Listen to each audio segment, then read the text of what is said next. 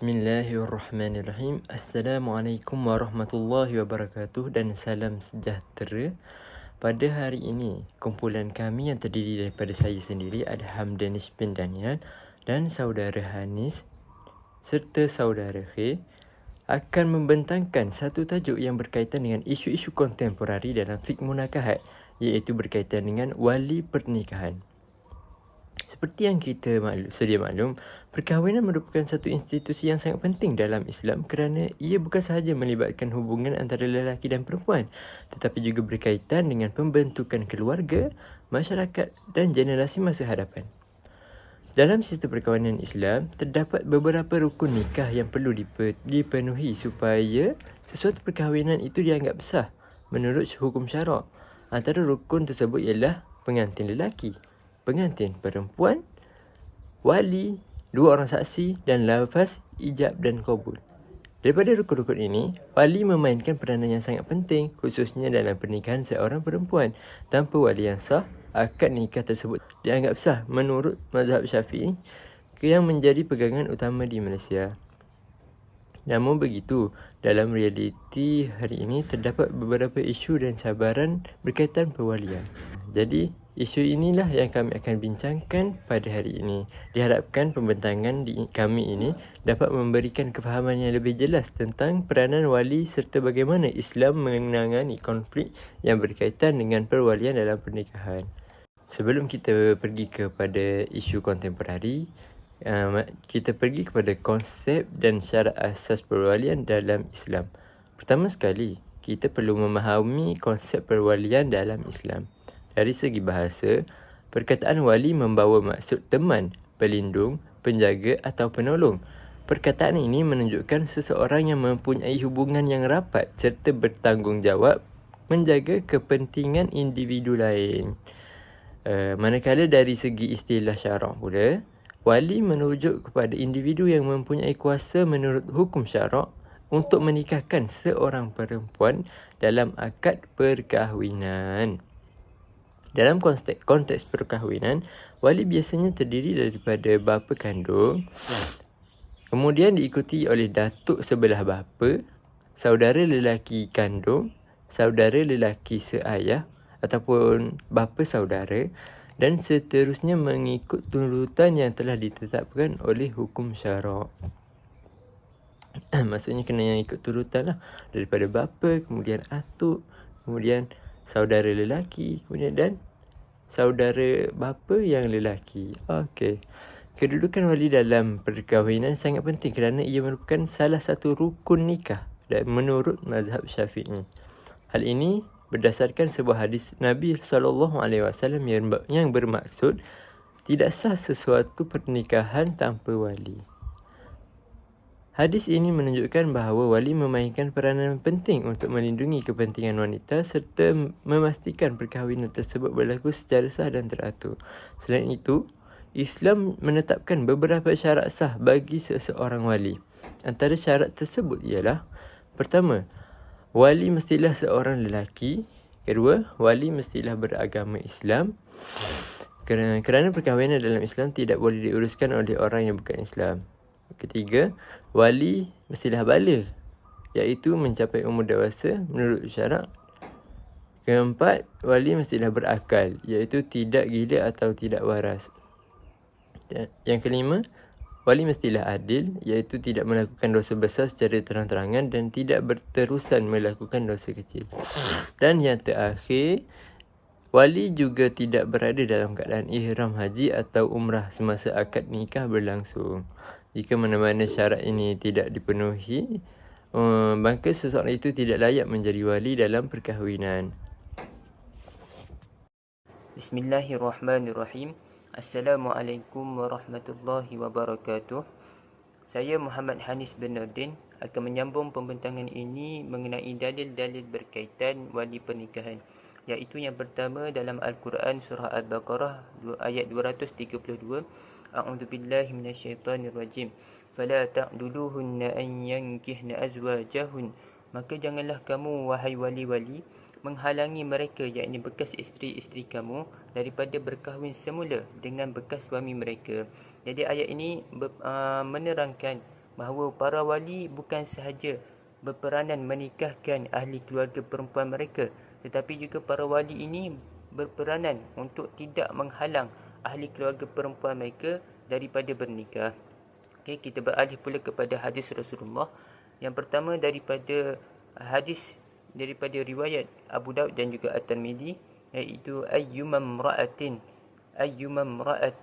nakahat bighairi idzni mawaliha fanikahuha batil. Mana-mana wanita yang berkahwin tanpa izin walinya, maka pernikahan itu batil, tidak sah, terbatal. Ada juga hadis daripada riwayat At-Tirmizi yang tidak dipaparkan di sini, iaitu la nikahun illa biwali.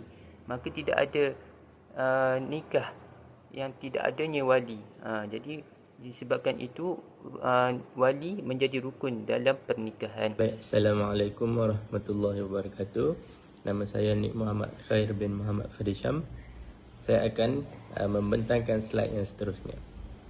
Kita pergi kepada slide keempat, iaitu apabila realiti bercanggah dengan keadaan ideal. Jadi di sini saya akan terangkan sedikit 3 isu utamalah berkaitan perwalian. Saya akan terangkan 3 sahaja dan kawan-kawan kita akan pergi lebih mendalam kepada setiap isu tersebut. Jadi yang pertama, wali adhal. Okey, apa itu wali adhal? Wali yang enggan menikahkan anak tanpa alasan syarak. Jadi akan dijelaskan lepas ni apa itu alasan syarak. Cuma saya nak sebut sedikit antara perkara yang berlaku sekarang, seperti contohlah, saya bagi contoh wali adhal ni, mak dia bercerai, mak dia kahwin dengan ayah lain, tapi anak dia masih lagi memerlukan wali daripada ayah dia yang lama. Bukan ayah yang lama, memang ayah dia lah, tapi mak dia dah bercerai, dia duduk dengan mak dia, gitu. Maknanya dia memerlukan ayah dia lah. Jadi ayah dia ni bila dah jadi anak dengan bini dia ni, dia enggan tanpa syarat yang tertentu menurut syarak. Bukannya sebab dia enggan sebab lelaki tu tak ikut agama apa semua, tapi dia enggan hanya kerana benci terhadap isterinya lama. Itulah wali adhal. Yang seterusnya, wali ghaib. Wali yang hilang, melarikan diri atau berada terlalu jauh. Wali ghaib ni kita kena faham, dia wali yang masih ada. Dia masih ada, tapi dia hilang, dia tak ada dia tak dapat dijumpai. Yang ketiga, anak tak sah taraf. Yang mana anak ini ketiadaan nasab syarak yang sah antara anak dan bapa biologi, iaitu anak luar nikah lah, yang mudah selalu masyarakat kita sebut. Okey, itu sahajalah 3 isu yang kita akan bincangkan hari ini. InsyaAllah sahabat saya akan pergi secara mendalam. Baiklah, seterusnya kita melihat kepada salah satu isu kontemporari dalam fiqh munakahat. Isu yang pertama iaitu isu wali adhal. Secara ringkasnya, wali adhal merujuk kepada keadaan di mana wali, terutamanya bapa, enggan menikahkan anak perempuannya tanpa alasan yang dibenarkan oleh syarak. Isu ini sering berlaku dalam masyarakat apabila terdapat perbezaan pandangan antara anak perempuan dan walinya mengenai calon suami.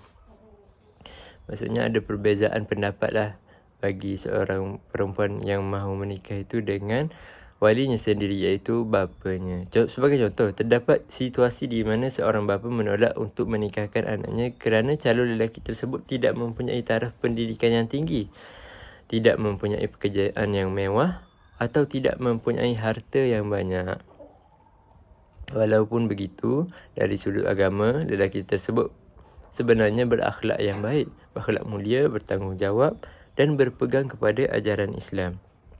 Dalam keadaan seperti ini, penolakan wali boleh dianggap tidak berasas menurut syarak, kerana Islam lebih menekankan agama dan akhlak seorang lelaki berbanding kedudukan atau status sosial. Perkara ini selari dengan hadis Nabi SAW yang menyatakan bahawa apabila datang seseorang lelaki yang baik agama dan akhlaknya, maka sepatutnya perkahwinan tersebut diterima. Jika tidak, ia boleh membawa kepada fitnah dan kerosakan dalam masyarakat. Antara punca utama berlakunya wali ialah pertama, ego peribadi wali, di mana wali ingin menentukan pilihan tersendiri tanpa mengambil kira kehendak anak. Yang kedua, sikap materialistik, iaitu terlalu mementingkan kekayaan, pangkat atau taraf pendidikan. Dan yang ketiga, dendam keluarga atau konflik peribadi antara wali dengan calon suami.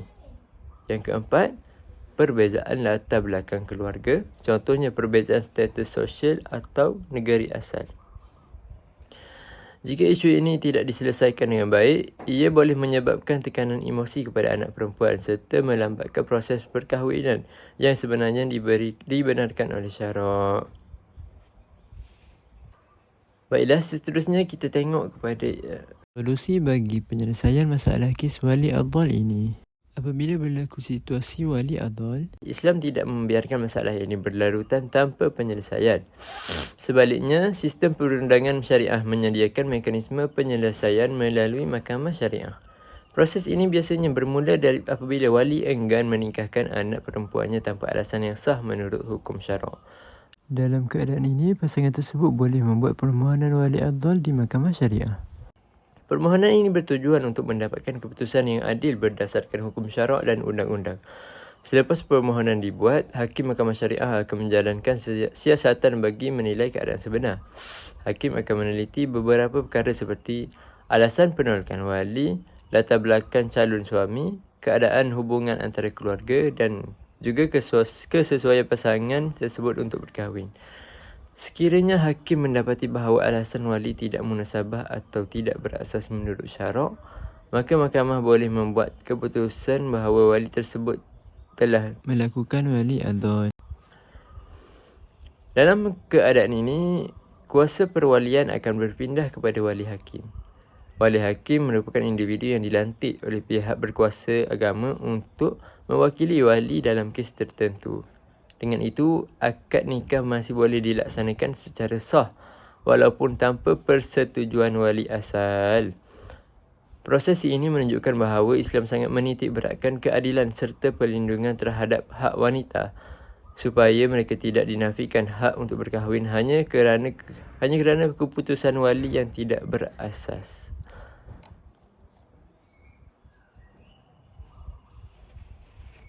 Jadi, itulah penyelesaian yang boleh dilaksanakan untuk menyelesaikan kes wali adhal, iaitu wali yang enggan menjadi wali bagi perkahwinan anaknya. Okey, baik. Terima kasih kepada saudara Adham yang telah menerangkan krisis perwalian yang pertama sebentar tadi dengan penuh jelas dan terbaik. Yang kedua, kita beralih kepada krisis perwalian yang seterusnya, iaitu wali gaib, ketiadaan fizikal. Yang mana wali gaib ini membawa dua maksud, iaitu yang pertama, wali hilang. Bagaimana wali hilang ini?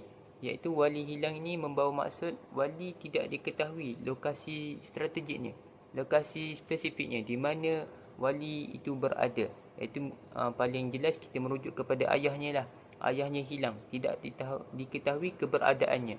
Itu yang pertama. Yang kedua, iaitu wali berada jauh. Wali berada jauh daripada pengantin tersebut. Pengantin perempuan inilah. Contohnya berada di luar negara dan sebagainya lah. Okay, kita baca dahulu situasi pertama, iaitu seorang wanita ingin berkahwin tetapi bapanya telah lama meninggalkan keluarga ataupun menghilangkan diri dan langsung tidak diketahui lokasinya. Dan setelah pelbagai usaha pencarian dilakukan, maksudnya perempuan ini ingin berkahwin tetapi tak jumpa cari mana keberadaan ataupun tempat ayahnya berada. Jadi susah untuk dia bernikah kerana dalam hadis ada disebutkan tidak ada nikah kecuali dengan adanya wali. La nikahun illa biwali. Maksudnya kalau nak nikah, perempuan itu mesti ada wali. Okey, yang seterusnya, situasi kedua.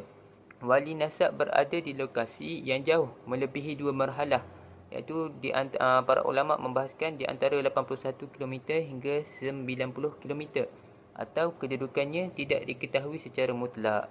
Tidak diketahui berapa jauh wali itu berada, tetapi yang pastinya berada sangat-sangat jauh. Maka di sini menjadi perdebatan bahawa wali ini gaib.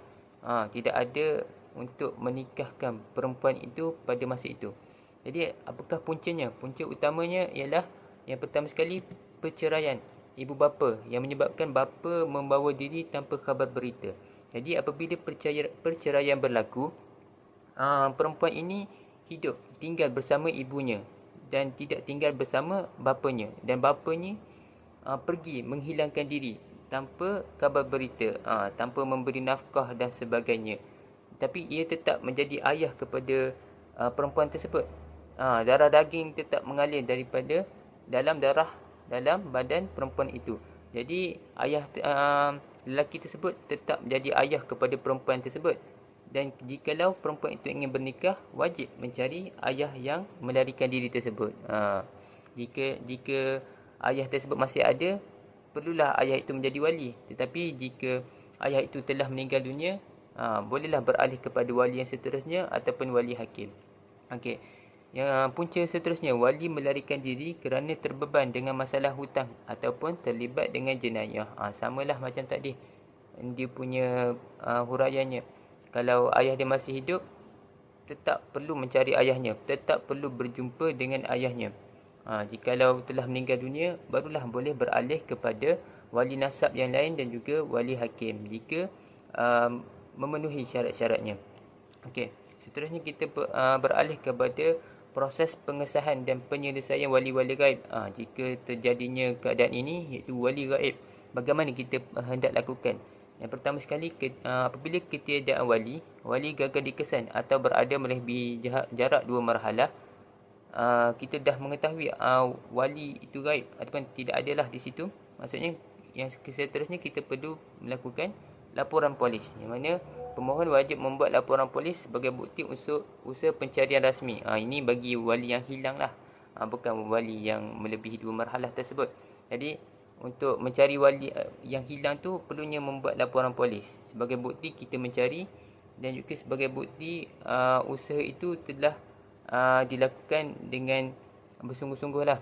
Yang seterusnya, iaitu yang ketiga, pengesahan mahkamah syariah meneliti bukti dan mengesahkan status gaibnya. Perlunya ada pengesahan lah. Di Malaysia ini kita tidak boleh sewenang-wenangnya bernikah. Kita perlunya ada pengesahan mahkamah syariah dan juga pejabat agama Islam lah, bagi setiap negeri. Okay, yang terakhir sekali, peralihan kuasa. Jadi setelah adanya pengesahan daripada pihak-pihak yang berautoriti tersebut, barulah kita boleh beralih kepada perwalian yang kita ingin berpindah lah. Kuasa perwalian sah berpindah kepada wali hakim. Sama ada perwalian tersebut berpindah kepada wali nasab kita yang lain ataupun kepada wali hakim. Kalau mengikut turutan perwalian tersebut, iaitu yang pertama, bapa kandung kepada perempuan tersebut. Yang kedua, iaitu bapa kepada bapa kandung perempuan tersebut. Maksudnya datuk sebelah bapa kepada perempuan tersebut. Tu yang kedua. Ataupun yang seterusnya, yang ketiga, iaitu bapa kepada bapa dan ke atas lah. Maksudnya ayah kepada datuk perempuan tersebut. Maksudnya moyang sebelah bapa bagi perempuan tersebut sekiranya masih hidup. Tetapi jika tidak ada, bolehlah beralih kepada yang seterusnya, iaitu yang keempat, adik-beradik lelaki perempuan tersebut. Adik-beradik lelaki perempuan tersebut. Ataupun kalau tidak ada juga, adik-beradik lelaki sebapak perempuan tersebut, dan seterusnya, masih ada banyak lagi lah. Okay. Jadi huraian lanjut untuk wali gaib ini, wali yang hilang. Apa perlu dilakukan kalau wali hilang? Yang pertama sekali, perlulah perempuan itu mencari ayahnya yang hilang. Mencari ini bagaimana? Perlulah kita mencari dengan fizikal. Kita pergi mencari petunjuk. Kita boleh menghubungi ahli keluarga bapa kita, sekiranya mereka mengetahui di mana keberadaan ayah kita, bapa kita. sekiranya keluarga ayah kita pun tak tahu di mana keberadaan ayah kita boleh melakukan secara media sosial. Mana hari ini kita boleh post dalam Facebook, Instagram dan sebagainya. Kita letak gambar ayah kita ataupun letak nama ayah kita dalam media sosial ni, kita post. Tolong cari ayah kita, nama sekian. Minta tolong cari. Dan alhamdulillah banyak perkara ini berlaku di media sosial hari ini dan berjaya mencari ayah tersebut. Itu kuasa media sosial lah yang kita tidak dapat sangka lagi. Dan sekiranya berjumpa, perlunya kita meminta ayah tersebut menjadi wali. Menjadi wali kepada perempuan itulah, kepada kita lah. Kepada perempuan itulah, bukan kepada kita, saya lelaki. Kepada perempuan itu untuk menjadi wali pernikahan. Ataupun meminta, jika sekiranya bapa itu enggan, mintalah ayah itu untuk mewakilkan wali kepada wali nasab yang lain ataupun kepada wali hakim mengikut keperluan lah. Okey. Sekiranya ada wali nasab yang lain, berpindah kepada wali nasab. Jika sekiranya tidak ada wali nasab yang lain, berpindahlah kepada wali hakim. Sekiranya tidak jumpa ayah dan buat segala usaha tidak jumpa juga ayahnya, maka barulah boleh berpindah kepada wali hakim dengan merujuk kepada pejabat agama. Tidak boleh sewenang-wenangnya terus berpindah. Rujuklah kepada cara terakhir, rujuklah kepada pejabat agama bagaimana untuk kita lakukan. Dan bagaimana pula untuk menikah di luar negara. Kalau untuk di luar negara itu, contohnya saya bagi student yang belajar di Timur Tengah, di Eropah sana. Kalau nak nikah di sana dan tidak mahu balik pulang ke Malaysia, maka bolehlah pelajar-pelajar perempuan ini memohon kepada wali mereka, kepada ayah mereka lah, mudahnya kata kan, ayah mereka untuk mewakil-walikan kepada wali hakim di sana, di tempat mereka belajar itulah. Wali hakim yang diiktiraf oleh pegawai agama di sanalah. Contohnya mereka mewakil-walikan kepada wali hakim di Mesir, di Kahirah contohnya. Maka mereka juga wajib bernikah dengan wali tersebut di tempat yang wali hakim itu diiktiraf. Maksudnya jika wali hakim itu diiktiraf di Kahirah, maka mereka hanya boleh nikah di Kahirah, tidak boleh nikah di tempat lain.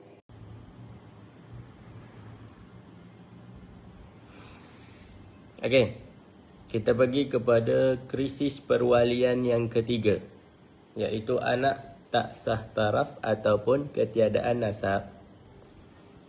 Saya ambil contoh ni daripada buku Fikah Perkahwinan. Semua contoh kami ni dirujuk daripada buku Fikah Perkahwinan, yang mana ini soalan daripada situasi sebenar, soalan daripada yang berlaku dalam masyarakat kita terhadap penulis buku. Jadi penulis ni himpunkan semua isu-isu ni, dia memberi jawapan. Okay, mari kita bincangkan. Mengikut penulis, situasi sebenar, ada seorang ni, dia pergi jumpa dia, seorang anak perempuan yang lahir kurang dari 6 bulan dari tarikh nikah ibu bapanya ingin berkahwin. Maksudnya apa? Maksudnya anak luar nikah lah. Mengikut biologi kitanya tak logik. Berkahwin 6 bulan terus dah ada anak, tak boleh. Sebab dalam kandungan pun dah 9 bulan. Macam mana 6 bulan dah boleh beranak? Jadi mungkin kita boleh kata yang anak ini dia lahir dulu, barulah dia mengandung dulu, barulah ibu bapanya berkahwin. Tapi dalam situasi dia mengandung tu, ayah yang sepatutnya ayah dia tu bukan ayah masa tu, bukan digelar ayah, dan menurut Islam tidak boleh dipanggil ayah. Sebab apa? Sebab belum ada ikatan sah perkahwinan. Tengok dia kata bapa biologi wujud di depan mata. Tadi bapa biologi tadi, namun tidak boleh menjadi wali. Sebab apa? Sebab ayah dia bapa biologi tadi ni melakukan hubungan dengan ibu dia bukan dalam ikatan perkahwinan yang sah. Okey. Uraian isu, anak yang lahir di luar nikah tidak mempunyai hubungan nasab dengan bapa biologi dari sudut syara'. Yang mana saya kata tadilah, untuk menggelarkan bapa yang sah, mestilah ada ikatan perkahwinan. Jadi kita tengok punca utama berlakunya perkara macam ni. Berlakunya hubungan seksual sebelum akad nikah, iaitu zina lah. Sebelum berkahwin lagi, dah melakukan hubungan, jadi mengandung. Mengandung, tak tahu nak buat apa, kahwin. Jadi kesianlah anak tu, masa depan anak tu macam mana kan.